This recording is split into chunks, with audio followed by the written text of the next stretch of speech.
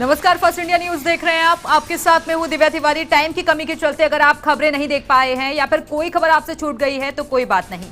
ये खास बुलेटिन इसलिए ही है क्योंकि अलग अलग संभाग से अलग अलग रिपोर्टर्स हमारे साथ जुड़े हैं जो कि पल पल की अपडेट्स आप तक पहुंचाएंगे और क्या कुछ खास रहा है उनके संभाग में आज के दिन। लेकिन चलिए सबसे पहले बात कर लेते हैं मोदी सरकार की ओर से जारी किए गए विशेष आर्थिक पैकेज की। तो आज वित्त मंत्री ने क्या क्या नए ऐलान किए, इसका पूरा ब्यौरा बता रही है हमारी सहयोगी श्वेता मिश्रा। आत्मनिर्भर भारत अभियान के तहत वित्त मंत्री निर्मला सीतारमण ने आज किसानों और पशुपालकों के लिए अहम ऐलान किए। उन्होंने कुल 11 घोषणाएं की, जिसमें 8 खेती किसानी और 3 प्रशासनिक सुधारों के बारे में है। सीतारमण ने कहा कि फसल कटाई, कोल्ड चेन, स्टोरेज सेंटर जैसी फार्म गेट सुविधाएं मजबूत करने के लिए 1 लाख करोड़ रुपए की फाइनेंसिंग की जाएगी। वही हुए माइक्रो फूड एंटरप्राइज को 10,000 करोड़ रुपए की मदद दी जाएगी ताकि वे फूड स्टैंडर्ड्स का ध्यान रखते हुए ब्रांडिंग और मार्केटिंग कर सकें। इसके अलावा प्रधानमंत्री मत्स्य संपदा योजना के जरिए 20,000 करोड़ रुपए की मदद मिलेगी। इसमें 11,000 करोड़ रुपए मछली पालन और 9,000 करोड़ रुपए बुनियादी सुविधाएं मजबूत करने के लिए मिलेंगे। वहीं मवेशियों के वैक्सीनेशन के लिए 13,343 रुपए खर्च होंगे। साथ ही पशुपालन सेंटरों के लिए बुनियादी ढांचा बनेगा, जिस पर 15,000 करोड़ रुपए खर्च होंगे। वहीं हर्बल प्रोड्यूस के लिए 4,000 करोड़, मधुमक्खी पालन के लिए 500 करोड़ रुपए खर्च होंगे। तो टमाटर, आलू और प्याज के मामले में ऑपरेशन ग्रीन फल और अन्य सब्जियों पर भी लागू होगी। ये 6 महीने का पायलट प्रोजेक्ट होगा। वहीं खेती में प्रतिस्पर्धा बढ़ाने और किसानों को अच्छे दाम देने के लिए 1955 के आवश्यक वस्तु अधिनियम में बदलाव किया जाएगा। तो ये साफ है कि एक केंद्रीय कानून बनेगा ताकि किसानों के पास अपनी अच्छी उपज बेचने का मौका रहे। और बीकानेर संभाग की कौन सी खबर रही आज दिन भर सुर्खियों में, ये बता रहे हैं हमारे सहयोगी लक्ष्मण राघव। राज्य सरकार की तमाम कोशिशों के बावजूद बीकानेर में कुछ जगह मोहताज और मजबूर नजर आए मजदूर। हालांकि प्रशासन अपने स्तर पर कर रहा है प्रयास, लेकिन इन मजदूरों की पीड़ा थी कि इन्हें जो भोजन भेजा जा रहा है वो गर्मी के चलते खराब हो जाता है। छोटे बच्चे हैं, दूध नहीं मिल पा रहा और मजदूरी भी नहीं है। ये लौट जाना चाहते हैं अपने वतन और इसके लिए ये गुहार लगा रहे हैं कि इन्हें बिहार, यूपी और उत्तर प्रदेश जहां के रहने वाले हैं वहां भेज दिया जाए। हालांकि खबर के बाद कहीं ना कहीं प्रशासन भी गंभीरता दिखा रहा है। आज 10 प्रकोष्ठों का गठन किया गया है जो इन मजदूरों को इनके घर तक भेजने की जिम्मेदारी निभाएंगे। माध्यमिक शिक्षा निदेशक सौरभ स्वामी को इस प्रकोष्ठ का समन्वयक नियुक्त किया गया है। इसके अलावा IAS Shri Kejriwal, ADM AH गोरी सहित अन्य अधिकारी भी इस प्रकोष्ठ में शामिल होंगे जो अलग अलग तरह की व्यवस्था देखेगा। 2 जनवरी को आया था बाबूलाल फाटक बीकानेर में अपने यहाँ से मजदूरी करने के लिए। 265 मेंबर हरियाणा और यूपी के थे। तो साहब मजदूरी करने के कारण कर्फ्यू लगने के बाद हमारी मजदूरी हो नहीं पाई। बाकी बात लोग सब बेरोजगार बैठे हुए हैं। जो घर बनता है उसमें लेवरी का काम करते थे, अब वो काम भी नहीं मिल रहा है। बाकी सब लोग सारे बेरोजगार हैं। हमारे यहाँ अर्चना मैडम की तरफ से 2 वक्त की रोटी आती है तो वो पार्सल होकर आती है। जब तक वो रोटी अपने यहाँ आती है तब तक वो आधा खाना ख़राब हो जाता है। वो खाना खाने से हमारी लेवर में भी इन्फेक्शन हो जाता था। हमारे पास 4 बच्ची हैं जो दूध पीते हैं स्टोर का। एक बच्ची 1 नंबर का पीती है, 3 बच्ची 2 नंबर का दूध पीती हैं सर।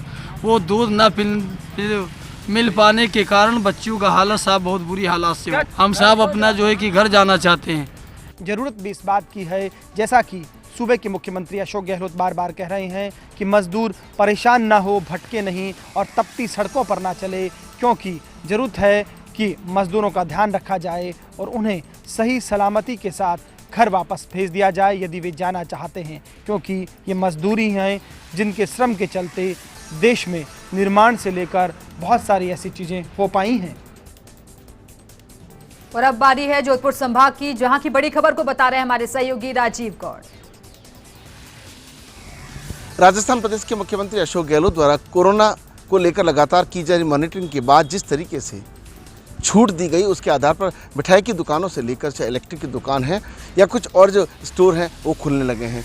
ऐसे में ज़िंदगी पटरी पर आने लगी। अगर बात करें हाईवे की तो वहाँ पर कुछ ढाबे भी खुलने लगे हैं और सड़कों पर वाहन के अलावा लोग भी सुबह 7 से लेकर 7 तक निकलने लगे हैं।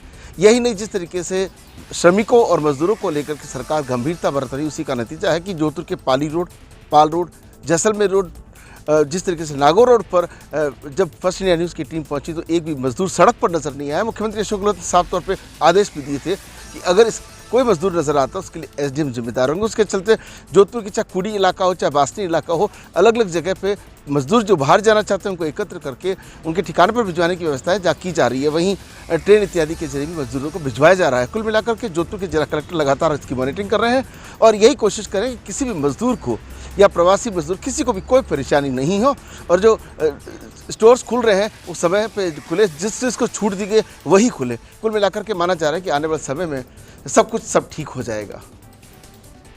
और अजमेर संभाग की कौन सी खबर रही आज दिन भर सुर्खियों में, ये जानने के लिए सीधे रुख करते हैं सहयोगी कौशल जैन का। लॉकडाउन के चौथे चरण से पूर्व जीवन और जीविका को पटरी पर लाने के प्रयास तेज कर दिए गए हैं, लेकिन उद्योग और व्यापार को गति देने वाले मजदूरों का पलायन एक बड़े संकट के रूप में सामने आ रहा है। कोरोना संक्रमण से निजात के लिए लगाए गए लॉकडाउन से प्रभावित जनजीवन को पटरी पर लाने के प्रयास सरकार और प्रशासन की ओर से राहत के रूप में तेज कर दिए गए, लेकिन जीवन को पटरी पर लाने के लिए जीविका की अनिवार्यता मजदूरों के लगातार पलायन से बेपटरी हो रही है। एक और जीवन को पटरी पर लाने के लिए प्रदेश भर में आज बाजारों में लोगों की आवाजाही शुरू हो गई। निर्माण कार्य के साथ साथ बाजारों की विभिन्न दुकानों पर भी व्यापार शुरू कर दिया गया। रेस्टोरेंट, हाईवे के ढाबे सहित पंचर की दुकान और बाजार की अन्य दुकानों पर आज लोगों की आवक देखी गई। अजमेर संभाग के अजमेर, भीलवाड़ा, नागौर और टोंक में कमोबेश समान हालात ही देखे गए, लेकिन व्यापार और कारखानों को गति देने वाले मजदूरों की कमी पलायन के कारण परेशानी बनी। पलायन कर रहे मजदूरों को रोकने के प्रयास ही आर्थिक हालातों को प्रभावित करेंगे। मजदूरों के पलायन को रोकने के सार्थक प्रयास ही उद्योग और व्यापार को गति दे पाएंगे। अब देखना यह होगा कि लाखों की संख्या में सैकड़ों किलोमीटर दूर पैदल रवाना होने वाले इन मजदूरों को आखिर कब तक वापस लाया जा सकेगा। उदयपुर संभाग की बड़ी खबर बताने के लिए इस वक्त बांसवाड़ा से हमारे सहयोगी अनुपम जुड़ गए हैं। मुख्यमंत्री अशोक गहलोत के द्वारा मजदूरों को पैदल चलने से जो राहत दी गई है, यानी मजदूर जहां भी दिखे उनके लिए वाहन की व्यवस्था के जो आदेश दिए गए हैं, उसका बहुत बड़ा असर आदिवासी बहुल्य वागड़ अंचल में देखने को मिला, क्योंकि आज पहले ही दिन यहां पर रिकॉर्ड मजदूरों ने प्रवेश किया। लगभग 1990 मजदूर आज एक ही दिन में आए हैं, क्योंकि यहां आज एक ही दिन में लगभग 2000 मजदूर अपने घर पहुंचे, यानी कि उन्हें वाहनों की व्यवस्था हो गई इस कारण से। साथ ही बताते चले, आज जिला कलेक्टर के आदेश पर बांसवाड़ा के सभी 8 एसडीएम को एक एक रोडवेज बस मुहैया कराई गई है, जिससे कि जहां पर भी मजदूर दिखें तो उन्हें तत्काल उस रोडवेज में बिठा करके उन्हें उनके घरों तक पहुंचाया जा सके। इधर बताते चले, अब तक बांसवाड़ा जिले में लगभग 19,000 से ज़्यादा मजदूर अपने घरों को आ चुके हैं। इसमें सबसे बड़ी जो संख्या है वो गुजरात से है, यहाँ से 6,500 से ज़्यादा मजदूर आए हैं, जबकि दूसरी बड़ी तादाद जो मजदूरों की घर लौटी है वो महाराष्ट्र से है, इसमें 3,400 से ज़्यादा मजदूर लौटे हैं। वहीं तीसरे नंबर पर मध्य प्रदेश आता है।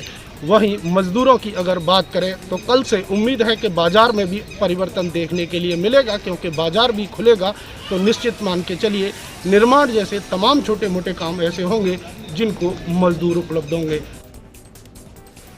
और अब बारी है कोटा संभाग की, जहां की बड़ी खबर बता रहे हैं इस वक्त हमारे साथ हमारे सहयोगी जुड़े हुए भंवर एस चारण। कोटा में भी आज प्रशासन ने ली पैदल पलायन कर रहे श्रमिकों के जत्थों की सुध तो गायब हो गए, सड़कों से पलायन कर रहे श्रमिकों के जत्थे। इस संबंध में सूबे के सीएम के सख्त निर्देशों और इसको लेकर के एसडीएम को पाबंद करने के आदेशों का आज साफ तौर पर असर नजर आया। जो श्रमिक जत्थे पलायन करते नजर भी आए, उनको रास्ते में ही पड़ने वाले नाकों और चेक पोस्टों पर ही रोक दिया। वहीं पर उनके लिए छाया पानी का बंदोबस्त किया गया, साथ में उनके लिए खाने पीने और रुकने का इंतजाम किया गया। शहर के सभी हिस्सों से श्रमिकों के जत्थों को पहले नया नोरा स्थित बोरखंडी सरकारी विद्यालय में ले जाया गया और वहां से बसों की व्यवस्था करके उनके होम टाउन उनको भेजा गया। इस बीच आज कोटा में बूंदी बॉर्डर क्रॉस करके नसीराबाद से श्रमिकों का जत्था कोटा शहर में आया तो इनको बड़गांव में ही रोक दिया गया। बाद में कांग्रेस के नेता क्रांति तिवारी की अगुवाई में कांग्रेस कार्यकर्ताओं का एक दल वहां पर पहुंच गया। इस दल ने श्रमिकों के लिए न सिर्फ जूते चप्पल का इंतजाम किया, बल्कि उनके लिए ठंडे पानी की व्यवस्था की, उनके लिए छाछ भी मंगाई और साथ में बिस्किट और खाने पीने का इंतजाम भी श्रमिकों के लिए किया गया। इधर लॉकडाउन में बंदिशों में मिली छूट के बाद अब कोटा शहर में धीरे धीरे जिंदगी भी पटरी पर लौटती दिख रही है। बड़े दिनों के बाद लोगों ने बेमन से ही आज अपनी दुकानें और प्रतिष्ठान तो खोले, लेकिन मजदूर नहीं मिलने के चलते बाजारों की रौनक लौट नहीं पाई है। रही सही कसर पूरी कर दी कोटा में आज हुए कोरोना ब्लास्ट ने। आज पहली पारी में कोटा में कोरोना के 29 नए मामले आए, जबकि दोपहर बाद की दूसरी पारी में केवल एक ही इलाके बकरा मंडी से 20 नए मामले आ गए। इनमें से 48 मामले आज कोटा शहर के हैं और इसके साथ ही कोटा में अब कोरोना संक्रमितों का आंकड़ा बढ़कर के 318 तक पहुंच गया है। भरतपुर संभाग की इस वक्त बड़ी खबर बता रहे हैं हमारे सहयोगी दीपक लवानिया। भरतपुर में कोरोना वायरस का खौफ अब धीरे धीरे खत्म होने लगा है और जिला प्रशासन द्वारा लॉकडाउन में दी गई छूट के बाद जिंदगी की गाड़ी अब पटरी पर आने लगी है। लॉकडाउन में छूट मिलने के बाद पिछले लंबे समय से अपने घरों में कैद होकर रह गए लोग अब बाहर निकलने लगे हैं, लेकिन कोरोना से बचने के लिए जारी की गई गाइडलाइन की पालना करना भी लोग नहीं भूल रहे हैं। फर्स्ट इंडिया न्यूज़ की टीम ने आज शहर के प्रमुख बाजार लक्ष्मण मंदिर चौक का जायजा लिया तो नजर आया कि बाजार में पहले की तरह चहल पहल होने लगी है और दुकानदारों के चेहरों पर भी खुशी नजर आई। जिला प्रशासन ने सुबह 8 बजे से लेकर शाम 6 बजे तक दुकानों को खोलने की छूट दी गई है और आमजन इस छूट का पूरा फायदा उठाने से नहीं चूक रहा है। जिला प्रशासन ने होटल, रेस्टोरेंट, ढाबे, इलेक्ट्रॉनिक सामान की दुकानें आदि खोलने की अनुमति जारी की है और आज उसका असर बाजार में देखने को मिला है।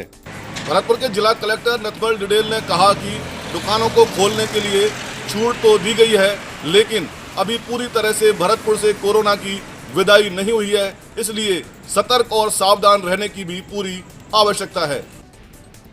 तो फिलहाल बहुत बहुत शुक्रिया आप सभी सहयोगियों का हमारे साथ जुड़ने के लिए जानकारी